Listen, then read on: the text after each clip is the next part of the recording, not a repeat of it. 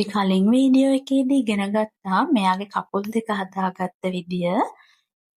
ඊළඟට අපි මෙයාගේ අත් දෙක හදාගමු.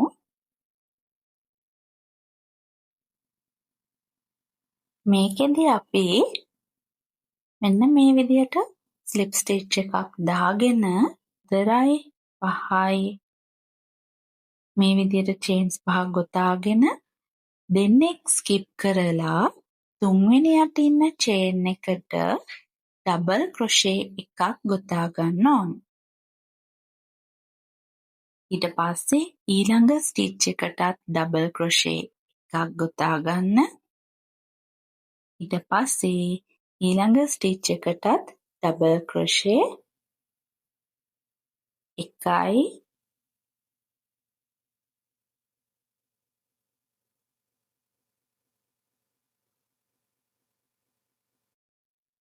එකක් ගොතලා ඊළඟ රෝ එකට චේන්ස් 3ක් දාගන්නවා. ඊට පස්සේ ඒක ටර්න් කරලා ඩබල් ක්‍රොෂේ එකක් එතනටම දාගන්න. ඊළඟ ස්ටිච් එකටත් ඩබල් ක්‍රොෂේ එකයි. ඊළඟ ස්ටිච් එකටත් ඩබල් ක්‍රොෂේ එකයි. අවසාන ස්ටිච් එකටත් ඩබල් ක්‍රොෂේ එකයි.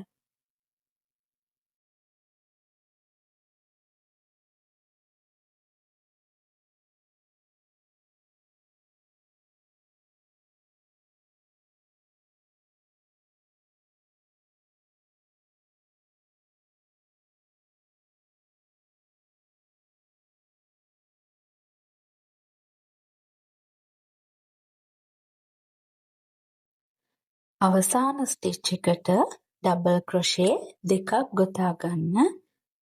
එකයි දෙකයි. ඊට පස්සේ ඊළඟ රෝ එකට යන්න ආපහු චේන්ස් 3ක් දාගෙන 1 2 3යි ටර්න් කරගත්තා. එතන ඉඳලා අපි ඩික්‍රීස් කරන්න පටන් ගන්නවා. පළවෙනි ස්ටිච් දෙකට ඩබල් ක්‍රොෂේ ඩික්‍රීස් එකයි. ඊළඟ ස්ටිච් දෙකටත් ඩබල් ක්‍රොෂේ ඩික්‍රීස් එකයි.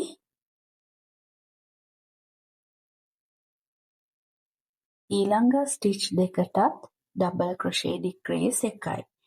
ඒ විදිහට ඩබල් ක්‍රොෂේ ඩික්‍රීස් ගොතාගෙන යන්න 3ක්. ඔයාලා ඩබල් ක්‍රොෂේ ඩික්‍රීස් දන්නේ නැත්නම් කමෙන්ට් එකක් දාන්න. මම තවත් වීඩියෝ එකකින් ඩබල් ක්‍රොෂේ ඩික්‍රීස් ඔයාලට කියලා දෙන්නම්. මේ විදිහට ඊළඟ රෝ එකේ ඩබල් ක්‍රොෂේ ඩික්‍රීස් එකක් දාලා අවසානට ඩබල් ක්‍රොෂේ එකක් දාලා ස්ලිප් ස්ටිච් එකක් දාලා නූල කපාගෙන අයින් කරගන්න ඕන. මෙන්න මේ ස්ලිප් ස්ටිච් එක හොඳට තද කරගන්න. මේ විදිහට තමයි මෙයාගේ අත හදාගන්නේ. මේ වගේ තව අතක් හදාගන්න. ඊළඟට අපිට මෙන්න මේ විදිහට ලස්සනට තියලා ජොයින් කරගන්න පුළුවන්.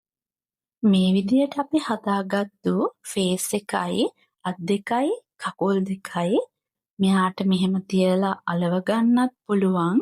එහෙම නැත්නම් ඔයාලට ඒ කලර් එකෙන්ම වූල් වලින් මහල ලස්සනට හදාගන්නත් පුළුවන්.